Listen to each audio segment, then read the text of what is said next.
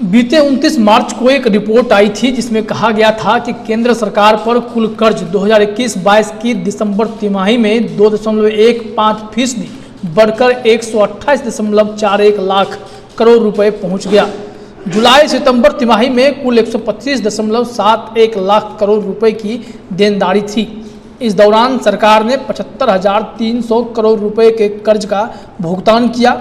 वित्त मंत्रालय की सोमवार को जारी रिपोर्ट में कहा गया था कि कुल देनदारी में सार्वजनिक कर्ज की हिस्सेदारी दिसंबर तिमाही में बढ़कर 91.6% पहुंच गई, जबकि सितंबर तिमाही में यह आंकड़ा 91.15% था। इस दौरान सरकार ने कुल 2.88 लाख करोड़ की ऋण प्रतिभूतियां जारी की। सितंबर तिमाही में 2.83 लाख करोड़ की ऋण प्रतिभूतियां जारी की गई थी। इन प्रतिभूतियों में वाणिज्यिक बैंकों की हिस्सेदारी कम होकर 35.4% रह गई, जबकि सितंबर तिमाही में यह आंकड़ा 37.82% रहा था। दिसंबर तिमाही में जारी कुल ऋण प्रतिभूतियां में 25% की परिपक्वता अवधि 5 साल से कम है। खुदरा महंगाई ने इसमें मुश्किल बढ़ाई है। घरेलू मोर्चे पर तीसरी तिमाही में रिजर्व बैंक द्वारा प्रतिभूतियों के अधिग्रहण की योजना बंद करने से बाजार में दबाव रहा।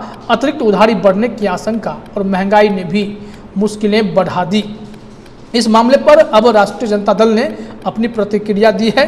राजद ने एक ट्वीट किया है और अखबार की कटिंग को शेयर करते हुए लिखा कि 2014 में मोदी के आने के तक आज़ादी के 67 साल बाद देश पर केवल 56 लाख करोड़ का कर्ज था, जो अब 128 लाख करोड़ है।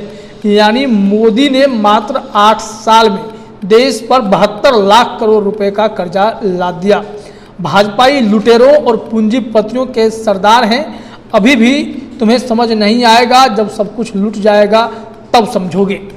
राष्ट्रीय जनता दल ने यह प्रतिक्रिया इसी स्थिति पर दी है कि देश में 128 लाख करोड़ का कर्ज हो रखा है। हालांकि सरकार 75,300 करोड़ रुपए भुगतान भी की है। चूंकि यह कर्ज बहुत अधिक बढ़ा है, क्योंकि 56 लाख करोड़ से बढ़कर 128 लाख करोड़ रुपए का कर्ज हुआ है, मतलब 72 लाख करोड़ का कर्जा और बढ़ा है। पिछली सरकार की तुलना में अगर इसे तुलना करते हैं तो ऐसी स्थिति दिखाई पड़ती है। हालांकि यह तो पूरा वाणिज्यिक मामला है, कमर्शियल पॉलिसी जो होती है, देश की फॉरेन पॉलिसी है, तो इसमें अगर देखा जाए तो क्या यह तुलनात्मक दृष्टि से सभी देशों की कमोबेश यही स्थिति है या सिर्फ भारत ही इतने बड़े कर्ज में डूबा है? इसकी तुलना तो अलग स्तर पे होगी। लेकिन राष्ट्रीय जनता दल ने जिस मुद्दे को उठाया है वह भी सही है कि लगातार अगर इतना कर्ज बोझ बढ़ता जा रहा है और ऐसी स्थिति में हम अंतर्राष्ट्रीय संबंध निभाने के चक्कर में दुनिया भर में पैसे लुटाते जा रहे हैं और अपने देश में अभी भी हम लोग हंगर इंडेक्स में नीचे रहते हैं, तो इन सब चीज़ों से कैसे निपटा जाएगा, यह बड़े सवाल हैं जिसका जवाब सरकार भी तलाश रही होगी।